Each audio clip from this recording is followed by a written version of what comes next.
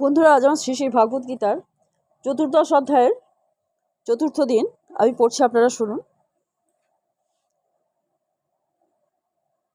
শ্লোক: সর্বদারিষু দেহ হস্মিন প্রকাশ উপজায়তে জ্ঞানং যদা তদা বিদ্যাদো বিবৃদ্ধং সত্য মৃত্যুত। শ্রীল প্রভুপাদের গীতার গান।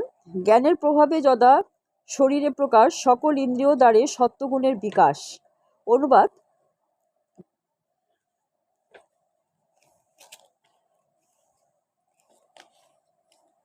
জ্ঞানের আলোকে জড়দেহের ইন্দ্ররূপ দ্বারগুলিতে সত্যগুণের প্রকাশ অনুভূত হয়। তাৎপর্য: দেহে 9টি দ্বার রয়েছে, 2টি চক্ষু, 2টি কর্ণ, 2টি নাসারন্ধ্র, মুখ, উপস্থ এবং পায়ু।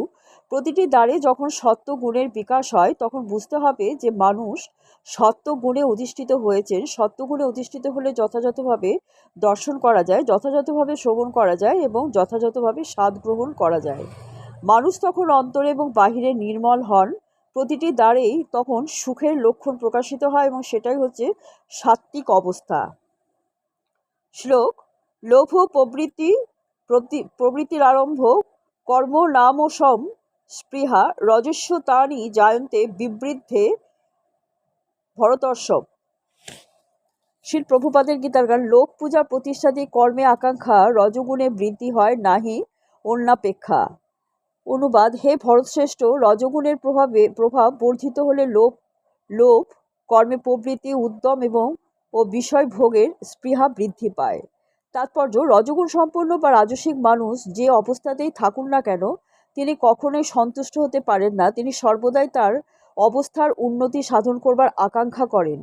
তিনি যখন কোনো গৃহ নির্মাণ করেন তখন একটা প্রাসাদোপম গৃহ নির্মাণ করার চেষ্টা করেন, যেন তিনি চিরকাল সে বাড়িতেই থাকতে পারবেন। ইন্দ্রিয় সুখভোগের ব্যাপারে তার প্রচণ্ড আসক্তি জাগে।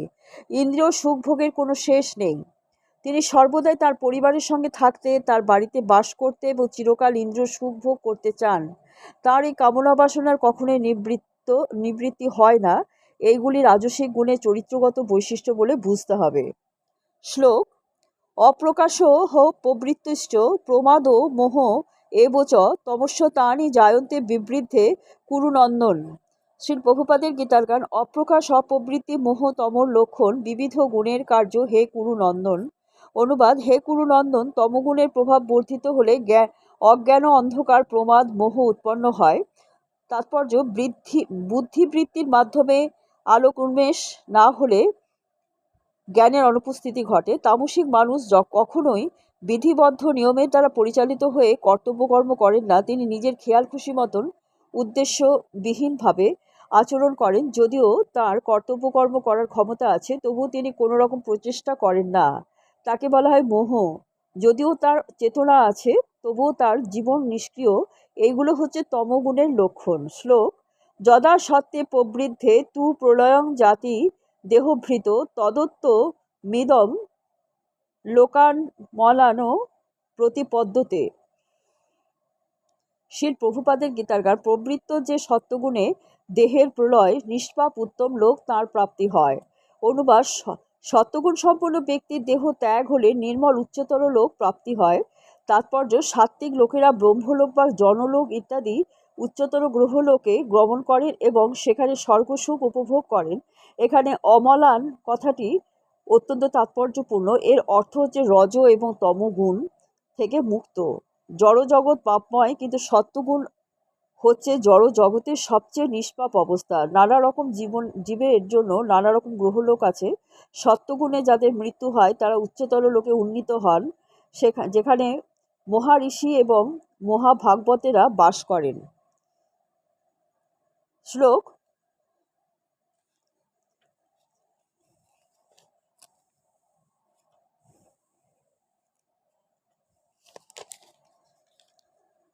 রজসী প্রলয়ং গতা কর্মসঙ্গীষু জায়তে তথা প্রলীনস্তমসি মূঢ়যোনিষু জায়তে।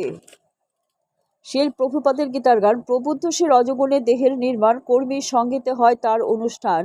প্রবৃদ্ধ যে তমগুণের শরীর ছাড়ই মূঢ় পশুজনির মধ্যে তার জন্ম হয়। অনুবাদ: রজগুণ সম্পন্ন ব্যক্তির মৃত্যু হলে কর্মাসক্ত মনুষ্যকুলে জন্ম হয় এবং তমগুণে আবিষ্ট ব্যক্তির মৃত্যু হলে পশুজনিতে জন্ম হয়। তাৎপর্য: কিছু লোক মনে করে যে মনুষ্য জীবন লাভ করলে আর অধঃপতন হয় না, এই ধারণা ভ্রান্ত। এই শ্লোকে বলা হচ্ছে যে যে কেউ যদি তমগুণের দ্বারা আচ্ছাদিত হয়ে জীবনযাপন করেন, তাহলে মৃত্যুর পর তার আত্মা অধঃপতিত হয়ে পশুজনি প্রাপ্ত হয়। সেই অবস্থা থেকে তাকে আবার ক্রমবিবর্তনের মাধ্যমে এক শরীর থেকে আরেক শরীর প্রাপ্ত হতে হতে অবশেষে মনুষ্য শরীর প্রাপ্ত হতে হবে। তাই মনুষ্য শরীরের গুরুত্ব যারা উপলব্ধি করতে পেরেছেন, তাদের উচিত সাত্ত্বিক আচরণ করে, সাধু সঙ্গ করে, এই গুণগুলো অতিক্রম করে ও ভক্তিযোগ ভগবত সেবাপরায়ণ হওয়া।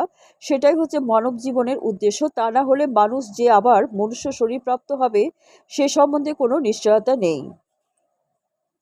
শ্লোক: কর্মলং সুকৃতি সাহু সাত্ত্বিকং নির্মলং ফলম রজসন্তু ফলং দুঃখম জ্ঞানং তমসং ফলম। শ্রী প্রভুপাদের গীতার গান। সুকৃত সাত্ত্বিক কর্মফল সে নির্মল, রাজসিক কর্মে হয় দুঃখই প্রবল, তামসিক কর্মযত হয় অচেতন, অজ্ঞানতা ফল সেই পশুতে গণন। অনুবাদ: সাত্ত্বিক কর্মের ফলে জীব পবিত্র হয়, রাজসিক কর্মের ফলে দুঃখ ভোগ হয় এবং তামসিক কর্মের ফলে অজ্ঞান অচেতনত্ব লাভ হয়। বন্ধুরা, আজকে এই পর্যন্ত। আগামীকাল আপনাদের আবার পড়ে শোনাবো।